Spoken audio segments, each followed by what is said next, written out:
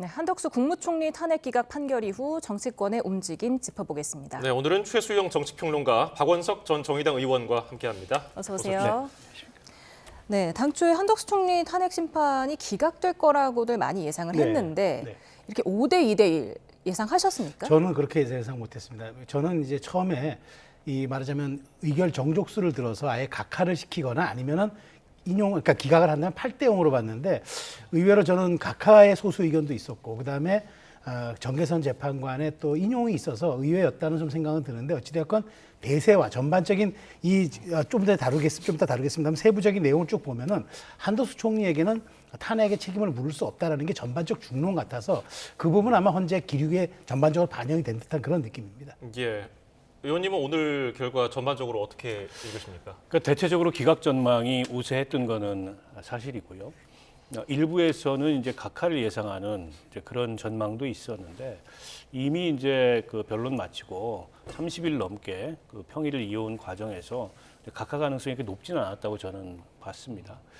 그런데다가 이제 오늘 헌재도 그렇게 얘기를 했지만 이제 총리로서 대통령 권한대행이 새로운 공직이나 지위를 말하는 것이 아니고 어쨌든 그 과업 내지는 임무, 역할 이걸 의미하는 거기 때문에 신분상 지위에 대한 탄핵은 총리 지위로 하는 게 맞다. 그리고 그에 대한 이제 해석 권한이 국회에 있는데 이게 법에 명시적으로 나와 있지가 않습니다. 그렇다 보니까는 아마 헌재가 행간에 담겨진 뜻은 이걸 좀 법률적으로 명확하게 할 필요가 있다 이런 뜻이 담겨 있는 것 같아요. 그러니까 일부 이제 그 인용 의견도 나왔는데 그만큼 그 헌재 재판관들의 요 안건을 둘러싼 고민이 굉장히 다양했구나라는 걸 보여주는 그런 결론이 아니었나 싶습니다. 네, 지금 각하는 2명 의견이 나왔습니다. 그러니까 지금 의결 정족수가 151석이라고 아예 그냥 정리를 해준 거네요. 네, 그렇습니다. 이제는 정리를 했는데 근데 2명의 그 재판관이 분명히 대통령 권한대행은 대통령에 준하는 지위라고 명시하면서 이게 각하 요인이 된다고 얘기했거든요. 저는 이렇게 된 이상 이제 151석이 이제 총리까지 포함하고 대통령 권한대행까지 하는 건 맞는데 헌법재판관의 8명 가운데 2명이 여기에 대한 분명한 의견을 냈기 때문에 이 부분은 저는 국회 후속 입법이 있어야 한다. 그러니까 여기에 대해서는 우리가 사실상 초유의 일이다. 그렇기 때문에 뭐 기준이 없다, 권한이 없다 이렇게 얘기할 것이 아니라 대통령은 200석이라 그러면 총리가 그렇다면 만일 유사시에 대통령 권한대행에 대해서는 어떻게 할 것인지에 대한 그것을 이제 국회가 보완 입법을 마련해서 여야 합의로 처리할 필요가 있다. 그렇지 않으면은 사실 이번에 헌법재판소의 그 재판관들의 의견을 이렇게 쭉 들여다보면은 국회가 보완 입법할 게 굉장히 많아요. 이를테면 뭐 즉시라든가 지체 없이 뭐 이런 것들에 대한 기간은 어떻게 볼 것인지, 그러면 그것을 이행 안 했을 때 말하자면 그것을 불이행했다고 어떻게 그럼 징계할 것인지 뭐 이런 것에 대한 기준이 전혀 없기 때문에 물론 뭐 이것이 이제 어떤 그동안 입법부가 결정했으면 행정부가 받는 뭐 이런 게 상식선에서 받아들여졌다고 하더라도 어차피 이것이 탄핵 소추안에 이제 기재되어서 권한쟁의가 한번 나온 이상 이 부분에 대해서는 앞으로 국회가 여러 가지로 후속 입법이 좀 필요하다. 그건 분명해 보입니다. 예. 그리고 헌재는 한 총리 관련해서 국무회의 부분에 대한 판단만 내렸고 비상계엄 성격에 대해서 규정은 안 했어요. 그게 아마 이제 윤 대통령 그 탄핵 소추 사유하고 연결된 대목이기 때문에 그에 대해서 오늘 헌재가 어떤 판단을 내림으로써 윤 대통령 탄핵 이 소추 사유 쟁점에 대해서 의견을 피력하지 않겠나 이런 예상도 있었는데 아마 오히려 그런 예상을 거꾸로 우려했기 때문에 헌재에서는 그에 대해서 구체적 판단을 하지 않고 다만 한덕수 총리가 거기에 적극적으로 가담하지 않았다라는 정도로 비켜가는 게 아닌가 싶습니다.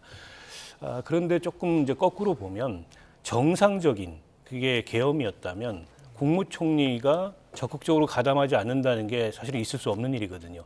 그러니까 그 얘기는 한덕수 총리도 그 헌재에 나와서 얘기했듯이 정상적인 국무회의라고 볼 수 없었다라는 얘기를 거듭해서 했거든요. 그리고 다른 국무위원들도 비슷한 입장을 밝혔습니다. 그런 점으로 미루어 봤을 때 한덕수 총리가 그 비상계엄 선포에 적극적으로 가담하지 않았다는 것은 12월 3일 날 밤에 비상계엄 즉 그 비상계엄 절차에 있어서의 국무회의가 정상적으로 열린 것이라고 볼 수 없다라는 어떤 행간의 의미가 깔려 있는 건 아닌가라는 해석도 한편에서 나오고 있습니다. 사실 오늘 한덕수 총리 심판을 보면 윤 대통령 탄핵 심판 좀 예고편이 될 수 있다 이런 전망이 나왔었는데 좀 미리 엿볼 수 있는 부분이 있었다고 보시는지요? 뭐 저는 좀 그것을 헌재가 아주 교묘하게 잘 피해갔다고 봅니다. 그러니까 지금 말씀하신 12월 3일 비상계엄 관여도 뭐라면 피청구인이 비상계엄 선포나 해제 절차에 관여했다는 증거나 객관적 자료를 찾을 수 없다고 얘기했거든요.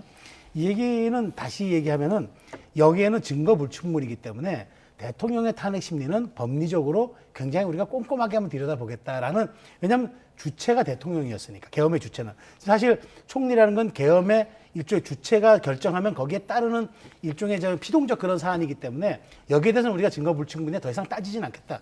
그런 저는 조건절이 있다고 봐요. 그런 측면에서 여기에서는 조금 하기 어려운데, 다만 저는 각하 의견을 두 분 낸 것을 주목합니다. 왜냐하면 그동안 사실 헌재에 대해서도 너무 절차적 과정에서 흠결이 많았다는 지적이 있었습니다. 이를테면은 뭐 형사 사건에 관한 그런 자료를 수사 자료를 갖다 쓴다든가, 대통령의 방어권을 많이 제약했다든가, 새롭게 드러난 쟁점 사실에 대해서도 많이 어떤 보강적인 그런 심리가 없었다든가, 뭐 이런 것들이 문제가 많이 제기됐었고, 거기에 대한 그런 상당한 요인들이 또 약간 그 여권이라든가 보수 진영의 어떤 그런 광장으로 많이 좀 전이됐던 것도 사실이거든요. 그런 측면에서 저는 이런 보완적 부분들을 잘 해나가면서 절차적 흠결들을 각하 의견이 안 나오도록 굉장히 보완하는 과정일 것이다. 그렇다면 추론해 볼 수 있는 것이 이런 대목에서 지금 심리 결과가 선고가 좀 늦어지고 있다라고 좀 추론해 볼 수 있어서, 지금 아마 굉장히 헌재가 고심하고 있는 지점도 바로 여기고, 그다음에 이런 부분들을 보완해낸 후에 빠르면 이번 주, 늦으면 뭐 다음 주 정도가 되는 그 타이밍에 아마 대통령 선고를 하지 않을까. 저는 그 두 갈래 기류에서 약간의 좀 뭐랄까 신호를 좀 봤다고 하겠습니다. 예.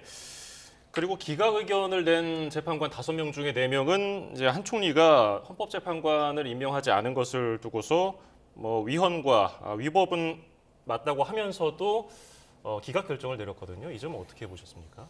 그렇죠. 그 헌법재판관 3인에 대한 임명권을 행사하지 않은 것은 이제 헌법법률 위반에 해당한다는 입장을 명확히 밝혔지만, 과연 그게 파면에 이를 만한 중대한 사유냐라는 측면에서 그 정도는 아니다. 그 정도까지 국민의 신임을 배반한 것은 아니다. 이렇게 판단을 한 것 같고요.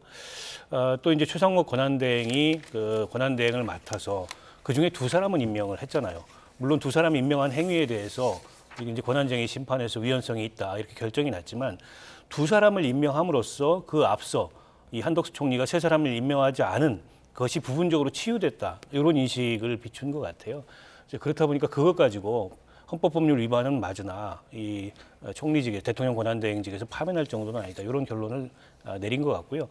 뭐 한 분의 재판관 같은 경우에는 이제 동일한 인식이긴 한데, 그건 중대한 헌법법률 위반이기 때문에 파면됨이 마땅하다, 또 그런 이견을 보였습니다. 그래서 현재 재판관들이 굉장히 다양한 방향에서 이 법리적인 고심을 했구나, 그런 걸 느낄 수 있는 그런 그 내용이었습니다. 지금 가장 다양한 판단이 나온 부분이 네. 이 부분 아니겠습니까? 네. 헌법재판관 임명 부작위, 뭐 위헌이지만 뭐 중대성이 부족하다, 아니면 위헌이 아니다, 네. 아니면 탄핵해야 된다, 이렇게 지금 물론 판단하지 않은 각하도 있지만요. 네. 되게 다양하게 나뉘고 있었거든요. 그래서 저는 이번에 복귀했잖아요. 한 총리가. 그렇게 다양하게 나왔기 때문에 지금 민주당에서는 바로 마은혁 재판관 임명해라. 이 한 명 임명하지 않은 것도 위헌 사유다라고 또 압박을 하는데, 오히려 저는 이렇기 때문에 지금 한 총리가 복귀해서 이 부분에 대해서는 제가 보기에 임명하지 않을 것을 명분이 생겼어요. 왜냐하면 지금 여기에서 보면은 헌법재판관들이 10월 26일 날 헌법재판관 임명안이 가결됩니다. 국회를 통과합니다. 그런데 10월 27일 날 탄핵안이 통과됩니다. 자, 그럼 여기서 이렇게 이틀 상간에 안 했다는 이유를 하나 가지고 지금 이렇게 밀어붙이는 건 이게 말이 안 된다고 생각하는 건데, 자, 그렇다면 지금 한 총리가 복귀해서도 마은혁 재판관은 그럼 언제, 어느 정도의 기간이 경과해야 이게 타당한 건지, 이를테면은 지체 없이 뭐 상당한 기간, 여기에 대한 규정이 아무것도 없어요. 그런 측면에서 최소한 윤 대통령 심리까지는 저는 임명하지 않아도 되는 명분이 생겼다고 봐요. 오히려 헌법재판관들이 이렇게 의견을 내줬기 때문에, 만일 예를 들어서 지체 없이는 어느 정도를 의미한다든가 이렇게까지 뭔가 해줬으면 모를까, 여기에 대한 것들이 이제 약간 해석의 여지를 남겼기 때문에 거꾸로 오히려 이 부분이 저는 한 총리에게 좀 약간 손에 프리핸드, 좀 약간 권한을 준 것이다. 그런 측면에서 앞으로 민주당이 이 부분을 가지고 굉장히 공격 포인트를 삼을 것 같은데, 저는 오히려 한 총리가 여기에 대해서는 합의라든가 여러 가지 헌재 선고를 이유로 조금 버틸 수 있다는 생각이 좀 듭니다. 한덕수 권한대행이 마은혁 후보자를 임명할 것으로 보십니까? 어떻게? 저는 임명해야 된다고 보는데, 지금 이제 헌재의 판결 내용하고는 조금 상황이 다르다고 생각하는데요. 당시에는 임명 동의안이 통과된 다음 날 바로 탄핵 소추를 했기 때문에 그 정도의 즉시성을 갖지는 않는다. 이게 김복형 재판관의 취지예요. 그런데 그로부터 지금 시간이 상당히 흘렀고 그 사이에 권한쟁의 심판을 통해서 거듭 위헌성이 확인이 됐고 이번에 어쨌든 뭐 그 기각 결정이 나왔지만은 상당수의 재판관이 헌법법률 위반이라고 또다시 재확인을 했어요. 이런 상황이라면 임명을 하는 게 시일이 상당히 흘렀기 때문에 타당하고 여기서 한덕수 총리가 또 이제 임명권 행사를 외면한다면 말 그대로 버티는 거죠. 그야말로 이제 그 마은혁 재판관을 임명하지 않음으로써 윤석열 대통령 탄핵 심판에 영향을 미치고자 하는 그런 행위밖에 되지 않는다. 그래서 일각에서는 그걸 가지고 또다시 탄핵될 수 있다라는 얘기까지 나오는데 뭐 거기까지 가는 건 좀 무리라 하더라도 그걸 정당한 행위다. 내지는 그럴 만한 그 말하자면 이제 헌재가 그 여지를 줬다. 이렇게 보기는 좀 어렵다고 봅니다. 지금 말씀하신 대로 김복형 재판관은 네. 상당한 기간 내라고 해석하는 게 타당하다고 했지만 그렇죠. 그 당시랑 또 지금은 다른 상황 아니겠습니까? 상황은 다르죠. 네, 네. 지금 임명이 위헌이라는 판단이 나온 지가 네. 벌써 26일째고 국회에서 선출안이 가결된 거는 오늘로 89일째란 말이에요. 네. 이 정도면 상당한 기간이 지난 거 아닙니까? 그 실제 상당한 기간이라는 게 그래서 구체성을 띠기가 좀 어렵다는 제가 말씀드렸는데 사실 이건 권한쟁의에 가까운 부분이에요. 그렇다고 헌재가 이미 앞서서 최상목 대행에 대해서 선고를 내린 게 있잖아요.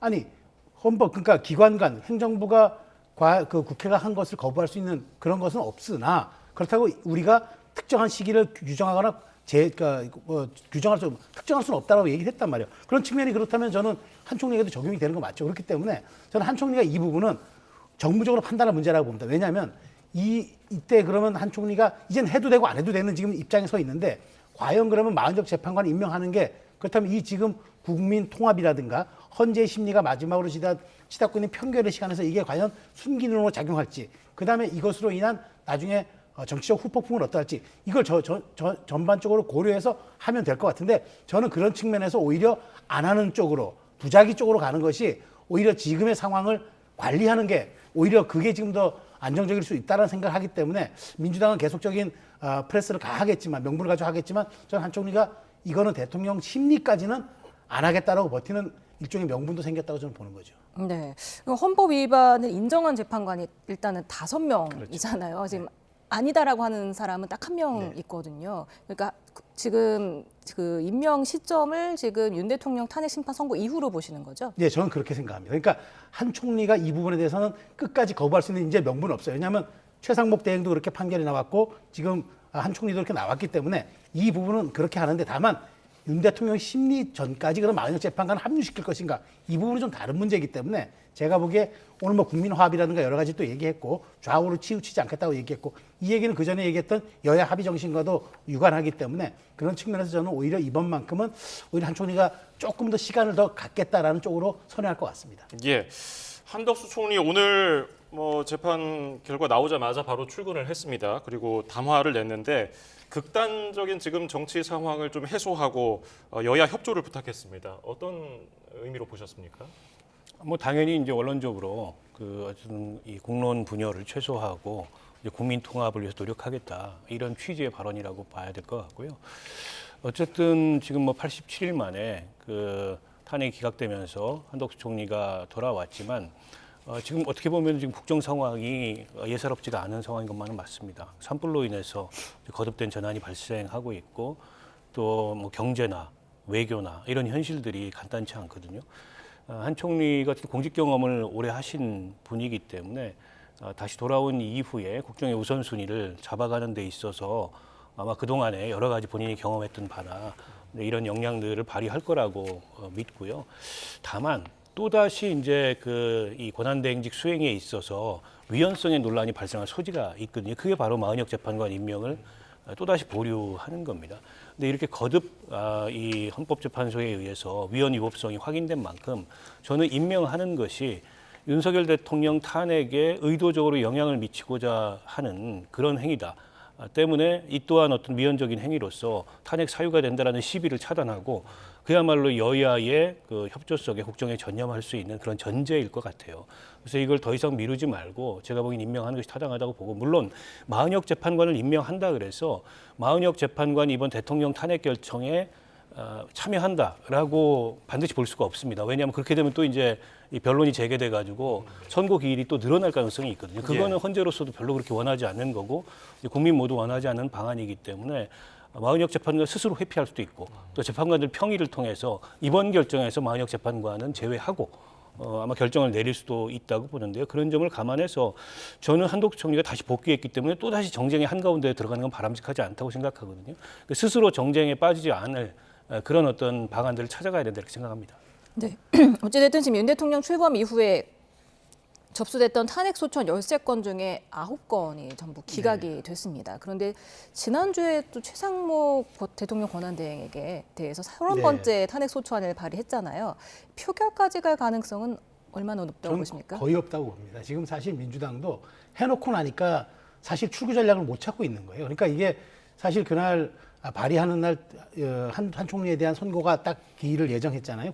선거 그 공표였기 때문에 그런 측면에서 놓고 보면 민주당이 굉장히 지금 정무적인 어떤 그런 허점이 좀 많이 드러나고 있다. 특히나 그래서 이제 일부 언론에서 헛스윙을 했다라고 그렇게 얘기를 하는 건데 저는 이 부분은 뭐 민주당 입장에서도 그걸 강공으로 계속 가기엔 부담이 있어서 오히려 우원식 의장이 키를 잡고 조금 본회의를 뒤로 늦추고 27일까지만 뭐 안 하고 그다음에 설령 또 그 다음 주에 올리면은 뭐 72시간 내에 또 안 해도 되거든요. 그렇기 때문에 저는 그런 부분을 민주당이 약간 좀 고려하고 있는 건 아닌가. 왜냐하면 지금 한덕수 총리에 대해서 실질적으로 1월 그 26일 탄핵을 했을 때 사실 그동안 유리했던 여론 지형이 일거에 변하던 게 바로 한 총리 탄핵이었습니다. 그러니까 이제 겨우 복귀해서 이제 안정을 잡고 있는데 거기에 경제 사령탑을 갑자기 또 탄핵을 한다? 이재명 대표가 얼마 전 이재용 삼성회장 만나면서 뭐 5만 전자가 6만 전자가 됐느니 뭐 이렇게 얘기를 했는데 실제로 그런 것을 얘기하면서 경제부총리 탄핵하는 이중성을 보일 때 이재명 대표의 말에 대해서는 신뢰가 급격히 떨어질 수밖에 없고 결국 이재명의 대표의 말은 믿을 수가 없다는 쪽으로 갈 수 있어서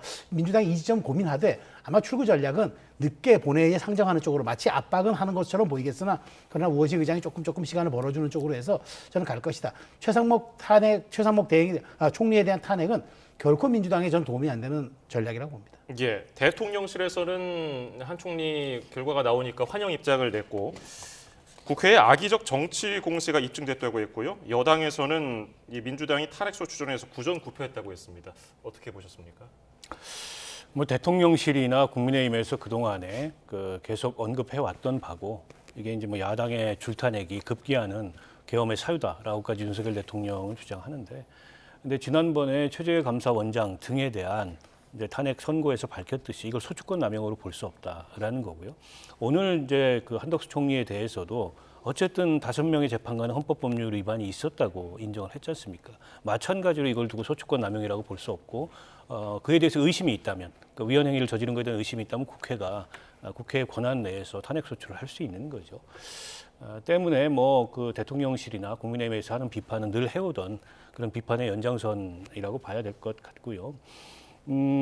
어쨌든 앞서 얘기했던 최상목 권한대행에 대한 그 탄핵소추안 지난주에 발의를 했는데 오늘 어쨌든 한덕수 총리 탄핵 선고가 예정돼 있었고 기각 전망이 있는 상황에서 저는 조금 성급했다 이런 생각이 듭니다.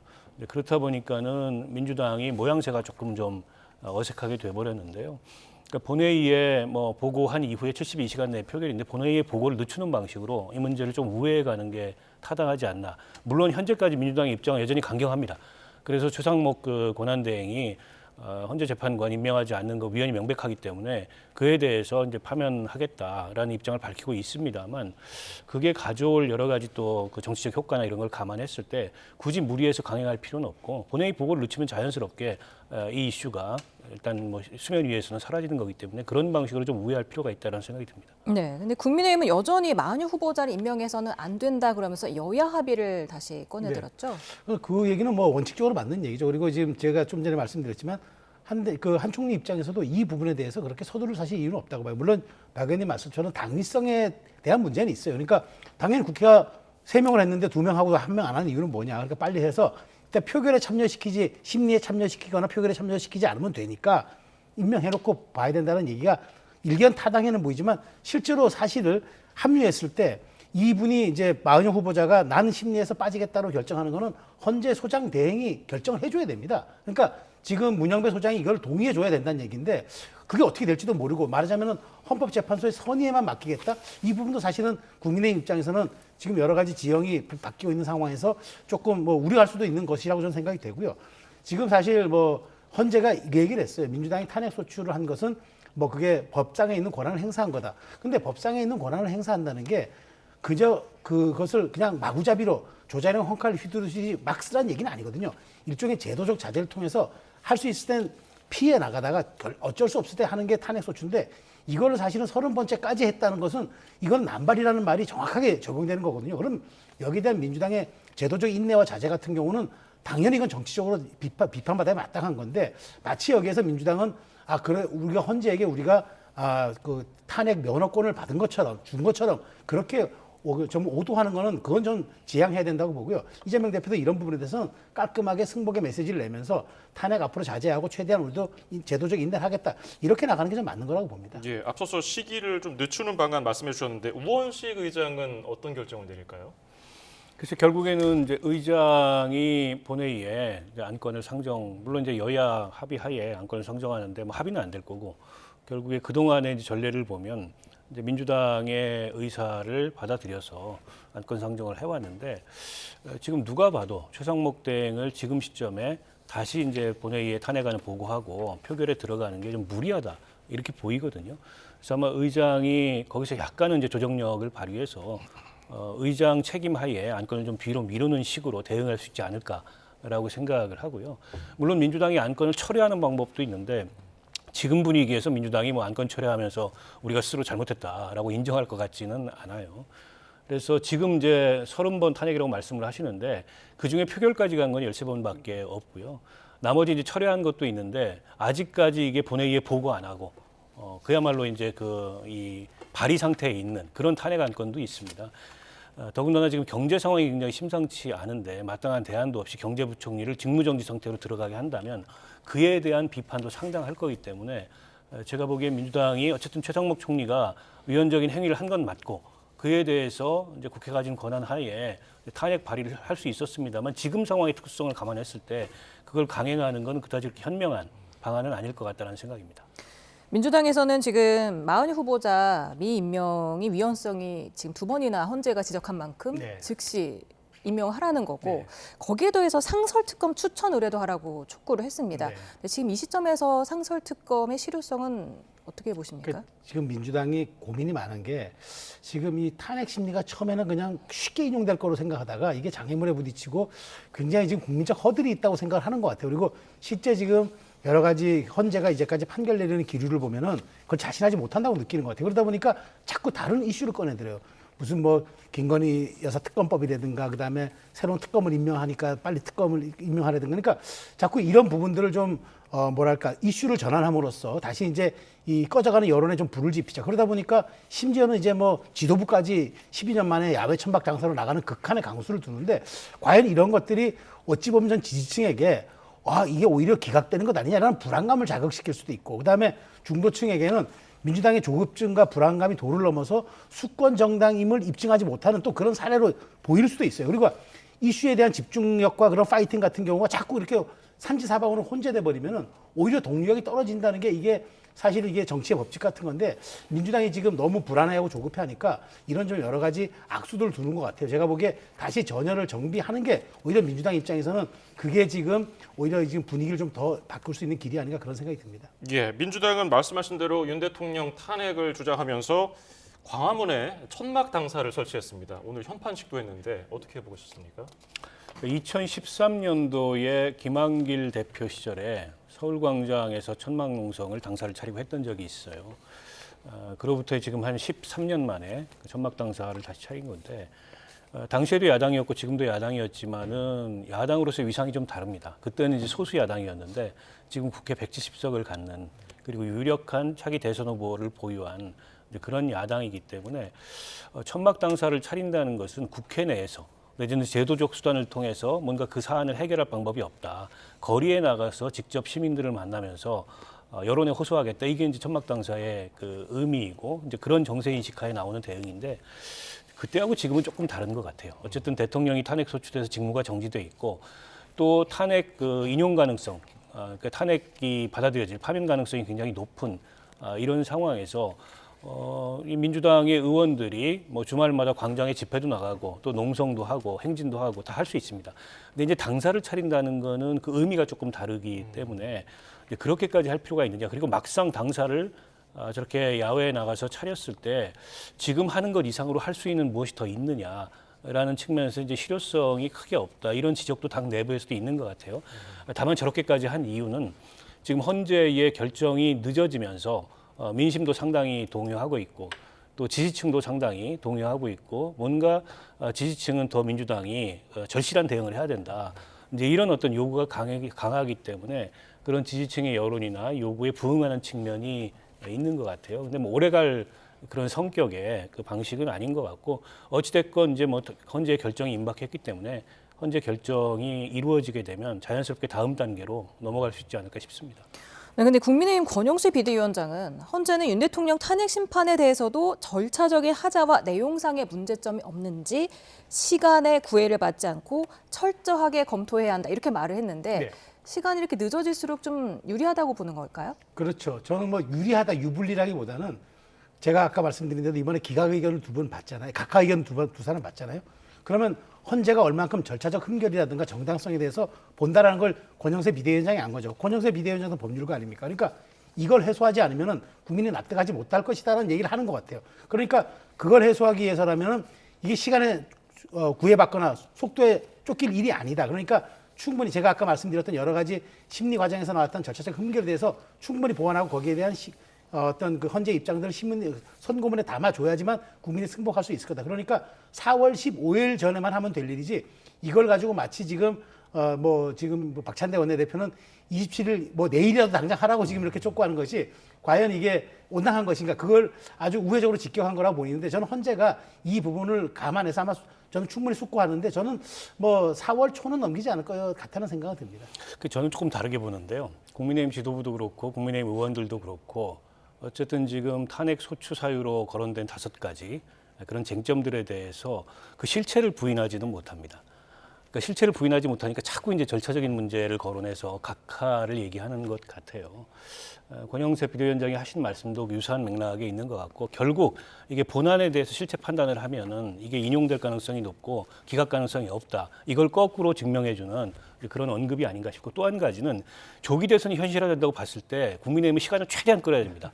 그래서 이재명 대표 대법원 그 판결이 가까워져야 만약 대법원 판결이 나거나 혹은 대법원 판결이 날 전망이 있을 때 그게 이제 조기 대선에 유리하게 작용할 수 있다. 이런 셈법이 작용해서 자꾸 시간을 끌어야 된다 하는 것 같은데 이미 시간을 끌 만큼 끌었고 전 더 이상 시간 끄는 거는 어떻게 보면 이제 헌재의 정당성에 대한 의문이 거꾸로 제기가 될 수 있기 때문에 헌법재판관도 충분히 그런 상황을 감안하고 있을 거다라고 생각합니다. 박찬대 민주당 원내대표는 말씀하신 대로 내일이라도 헌재가 당장 윤 대통령 건에 대해서 판결을 내리라고 했지만은 그 다음 날 오는 수요일에는 이재명 대표 공직선거법 항소심 결과가 나오는데요.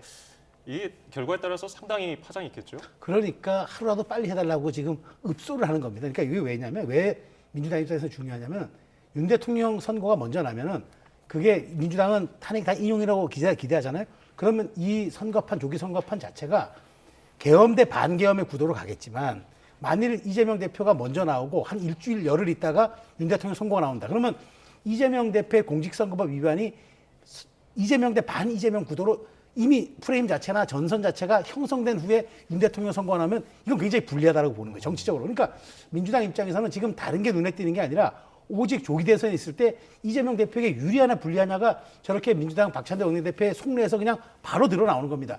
그런데 국민이 그런 화법을 읽지 못하겠습니까? 그런 속내를 모르겠습니까? 그런 것들이 지금 민주당의 자꾸 저런 패착적 실수로 이어지고 있다고 저는 생각을 합니다.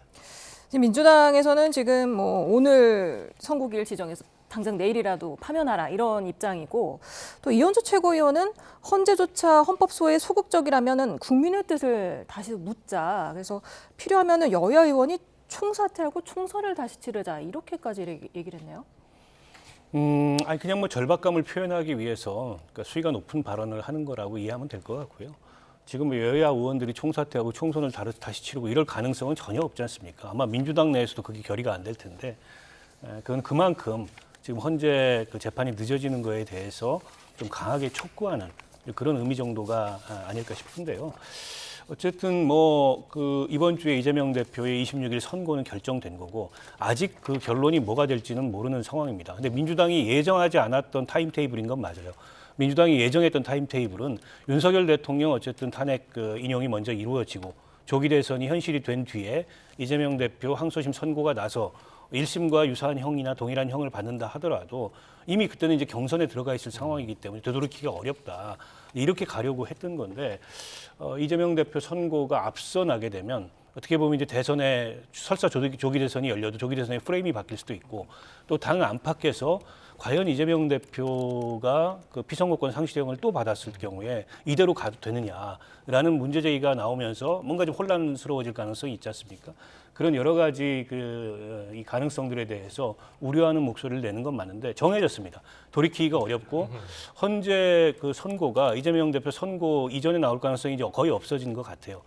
다만 더 늦어지면 안 된다. 이번 주 내에는 결론이 나와야 된다라고 생각합니다. 예, 오늘 말씀 여기까지 듣겠습니다. 지금까지 최수영 정치평론가, 박원석 전 정의당 의원이었습니다. 고맙습니다. 감사합니다.